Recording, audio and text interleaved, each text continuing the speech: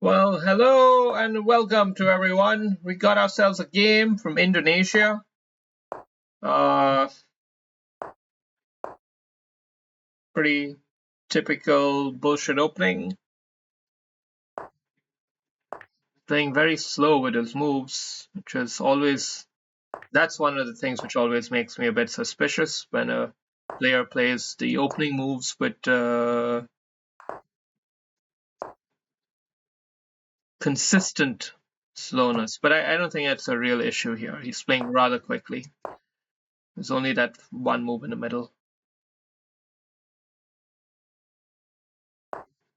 It's always good to see when the opponent's thinking time between different moves is different.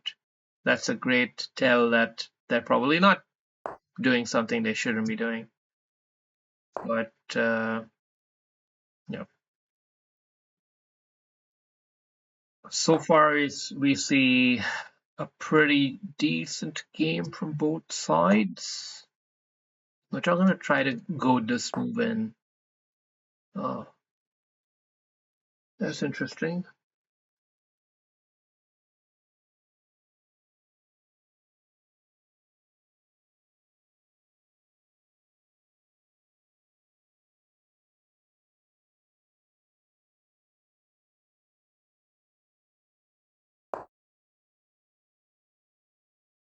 I'm gonna play something slightly atypical. It's quite atypical of me to play this kind of configuration, but just hold on a minute. Just hold on a minute. I might have some ideas here. You see, I'm considering. He knows what I was considering. It seems like that's a soft move. I think it was unnecessary from my side, most likely, but I'm just delaying where I castle. Basically, that's the bottom line here, and because I want to play this, I'm gonna play it. Fuck it. I want him to pick where he wants to go, here or there. You pick your lane, and I'll play accordingly. Or you capture here, which I'm very happy to see, but not expecting. Okay. Bishop here could be a very nasty looking move, but ultimately not really much.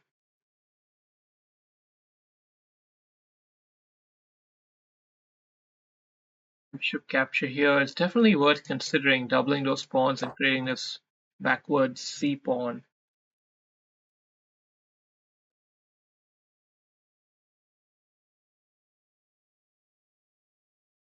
Maybe bluster strong here, bluster strong, make it. Okay, he's gonna play this kind of pawn break.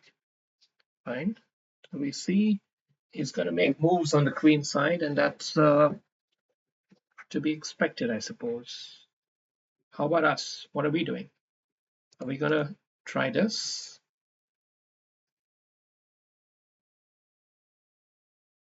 Maybe we try it. Maybe we're gonna go off into a race of some sort, like queen side versus king side pawn storm attack. It's a very preemptive, very kind of a passive move there, I reckon. I reckon there's an opportunity here. If only I knew how to actually do anything with it. I'm gonna play patiently. I'm gonna make it hard for him to play the pawn break that he so wants to play, but of course he can still play it. And if we go here, and he goes, well, he can't really go there because this move becomes pretty annoying. Becomes pretty annoying.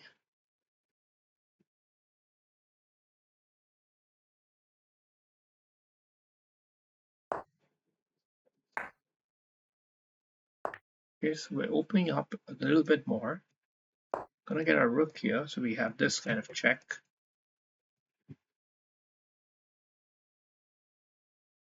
This bishop's guarding the pawn, this queen's guarding against this pawn break. He's doubling up the rooks. Can start to create a bit of pressure here.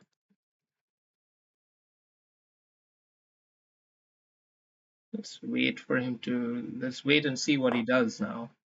Okay. That is an unexpected move.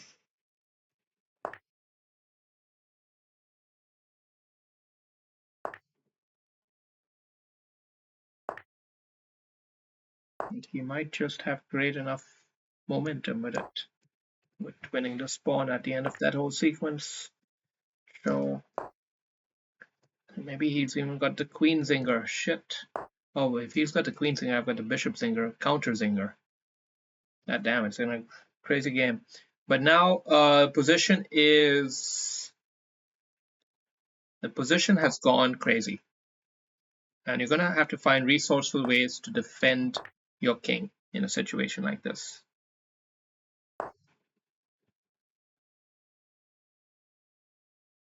So now you can really start putting the pressure on your, what if we abandon the knight and go after his king?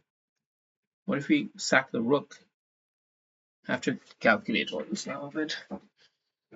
I don't think we can just sack the rook just so easily, but what if I go queen here?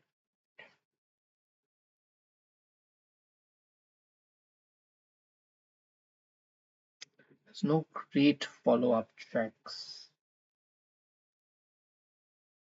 What if we give him a check first? Let's give him a check first anyway. Buy ourselves a little bit of breathing room to think. We're probably going to try to keep that queen on the board.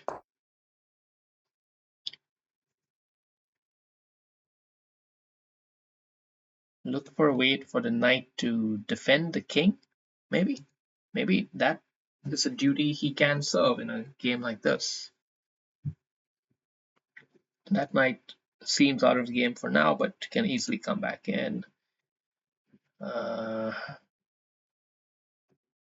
our queen here, take this, stuff like that, maybe. The sacrifice ideas were definitely on. It's just too unclear. Too unclear. So I didn't want to play it, didn't want to gamble.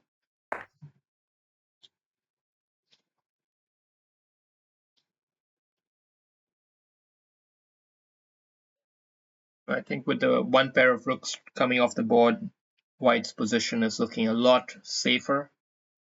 And safety was really the main concern at the time. But he has found a good way to get out of the queens this game and make it a mutually safe position, essentially. Now we're going to pummel forward here, actually. We're going to pummel forward a little bit because we do have a tad more pressure, albeit the rook needing a little bit more time to get liberated. Okay, let's go here. So now we're really putting some good pressure on him. This bishop's holding everything lovely. He's got a tougher position to play, no doubt about it. We could have even gone here in the previous move, but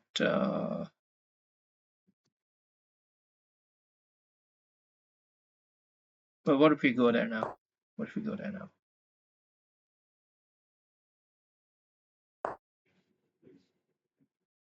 Just to keep him a little bit entertained, really.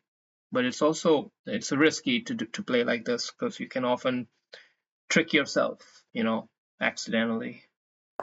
The thing is, I'm also playing a bit of a time game here, and I know my craft somewhat, although I may have gotten it wrong on this occasion.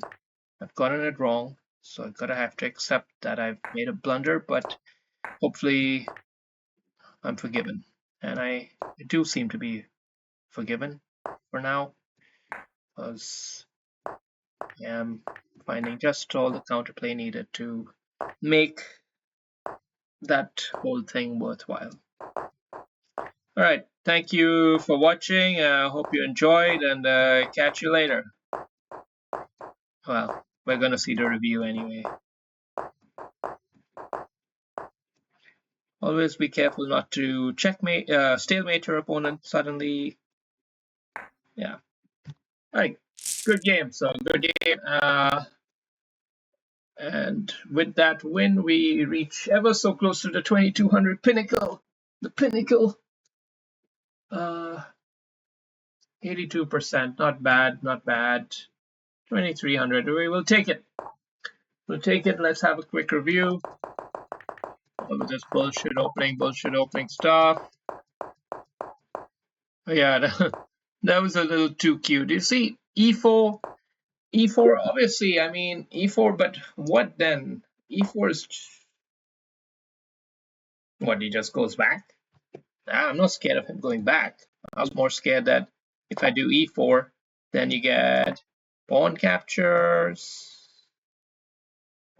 back, and then do I have to worry about a bunch of shit? Isn't there a bunch of shit to worry about? Maybe not. Like, is this not annoying? Queen b3 as counter.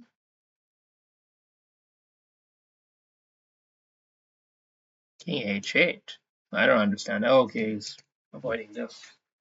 Yeah. So I guess that was the better way to play it.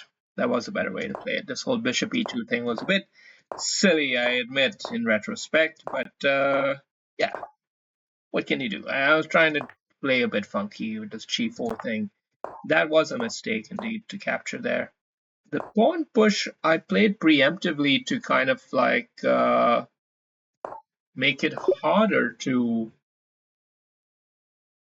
well, computer saying just go ahead with your main plan, and that's oftentimes a great piece of advice. You know, like just go where you're strong. Like stop wasting time on the other side of the board. Play where the game is at.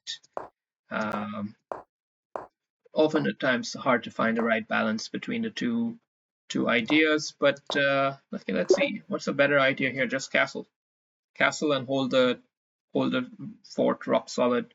Also makes sense. But we wanted to play a little bit more aggressive, I guess. And I think this is rather aggressive, although that's a miss. That is a miss because he does get the counterplay, he does win the pawn back, and the pressure does start to actually, the tables start to turn slightly, ever so slightly. But here, he misses a chance. He needed to play a move like, okay, just a safe move. Interesting. And I missed a chance too. So we had the Rook Sac was indeed on. Let's see. Let's have a look at this long ass line here.